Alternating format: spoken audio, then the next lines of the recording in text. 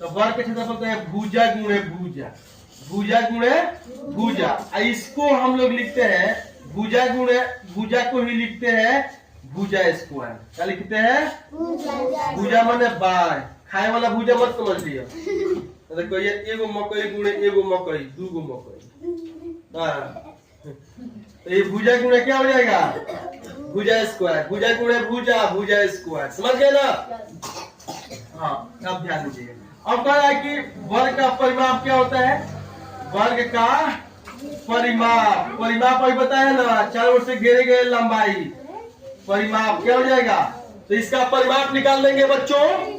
तो परिमाप में 4 गुणे 1 भुजा, 4 गुणे 1 भुजा। समझ गए ना? 4 गुणे 1 भुजा।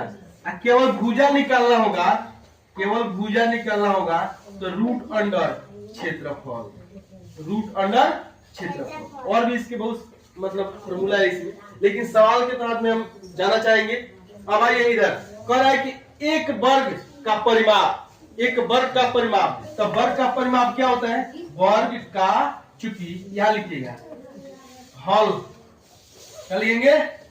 हल लिखेंगे वर्ग का परिमाप। तो वर्ग का परिमाप क्या होता है? वर्ग का परिमाप क्या होता है? परिमाप बराबर आयत के परिमाप समान है। आयत का भी परिमाप, आयत, आयत का परिमाप।